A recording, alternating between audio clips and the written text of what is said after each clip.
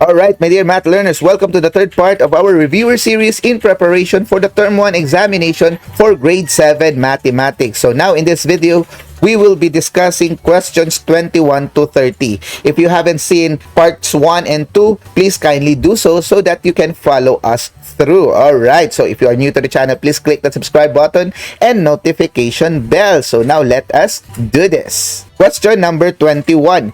In the formula for speed, which following are the components involved? Is it base, height, and area? Is it length, width, and height? Is it principal, rate, and time? Or is it distance, time, and speed? What do you think is the answer? Alright, this question is very easy, my dear math learners, because talking about speed, of course, the speed is there.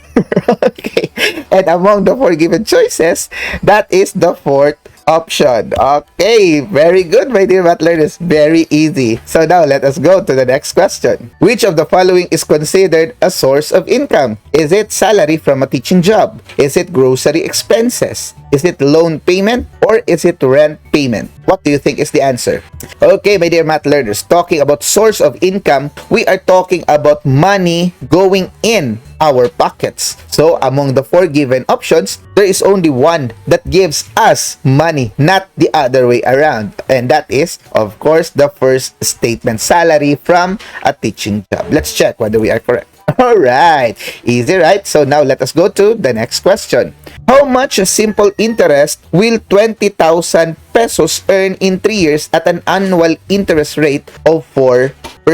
Is it A, 2,800? Is it 3,200 pesos? Is it 2,400 pesos? Or is it 2,000 pesos? What do you think is the answer? Okay, my dear math learners, in order for us to answer this question, we need to consider what is the formula for the simple interest. We know that the interest is equal to the PRT, meaning the principal times the rate times the time. So our rate here is 0.04, our time is 3 years, and our principal is 20,000 pesos. So you just multiply 20 times 3, that is 60,000, times 0.04. So 60 times 0.04, that would be 2,400. So basically, the correct answer is the third statement. Let's check whether we are correct.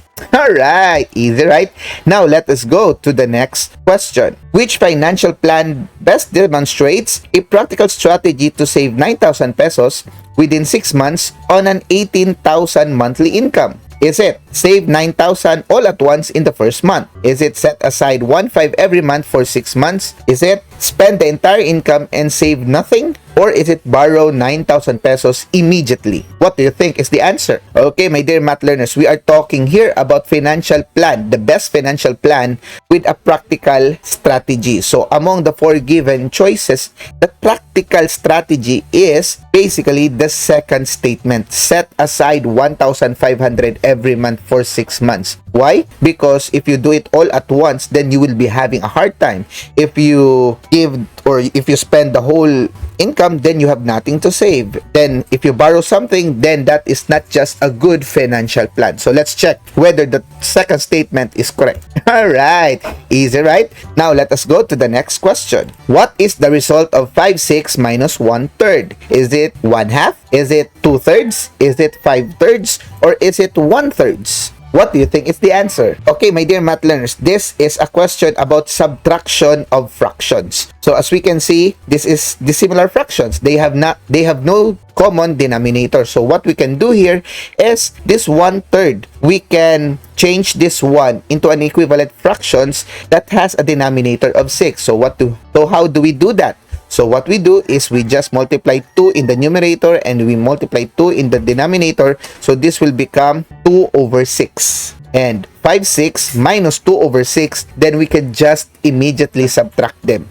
So 5 minus 2, that is 3/6 because we just copied the denominator. So 3/6 is the answer. However, 3/6 can still be simplified into its lowest term. So therefore, the correct answer is 1/2. That is the first statement. Easy, right? So I hope you got that one, my dear math learners. Now let us go to the next question. The interior angle of a regular polygon measures 160 degrees. what is the measure of its adjacent exterior angle? Is it 20 degrees? Is it 25 degrees? Is it 30 degrees? Or is it 50 degrees? What do you think is the answer? Alright, my dear math learners, this question is one of the easy questions. Why? Because talking about interior and exterior, they are what? Very good. They are supplementary angles. So, what we do is we just subtract 180 to 160 and the answer would be 20 degrees. The first statement. Right, easy, right? Now, let us go to the next question. A cyclist travels at a constant speed of 20 kilometers per hour. How long will he take to travel 100 kilometers? Is it 3 hours? Is it 4 hours? Is it 6 hours? Or is it 5 hours? What do you think is the answer? Alright, my dear math learners, this question is another easy question. Why? We just need to divide 100 kilometers by 20 kilometers per hour because it has been said here that in every 20 kilometers, that is 1 hour. So, we just need to add 20, 20, 20, 20 until we arrive with 100. And how much 20 is that? Very good. That is 520. So that would be 5 hours. Okay. Fourth statement is the correct answer. Let's check. Alright.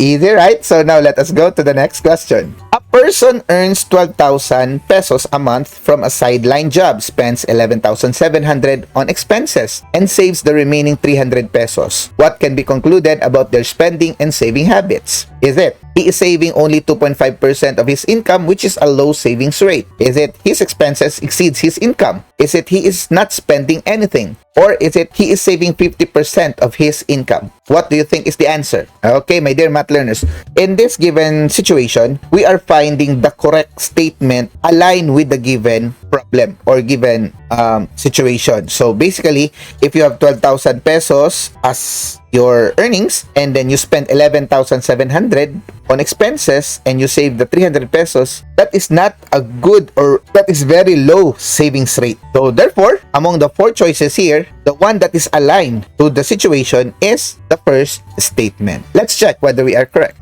Alright, either right. So I hope you got that one. Of course, the second option is wrong because it says expenses exceed his income, whereas as we can see, 11,700 is less than 12,000. And of course, third is wrong and then fourth is also wrong. Okay, now let us go to the next question. What is the product of 3/5 and 5/6? Is it 2/3? Is it 5/6? Is it 1/2? Or is it 3/2? What do you think is the answer? Okay, my dear math learners, this question is very easy. Why? There are a lot of ways to solve this one. You can apply the multiplication of fractions, numerator times numerator, denominator times denominator, then get the lowest term. You can also apply cancellation. So, what can be cancelled in the numerator and in the denominator? And then, after that, you just multiply numerator, numerator, denominator, denominator. So, basically, in this example, we have 5 and 5, denominator and then the numerator, we can cancel them.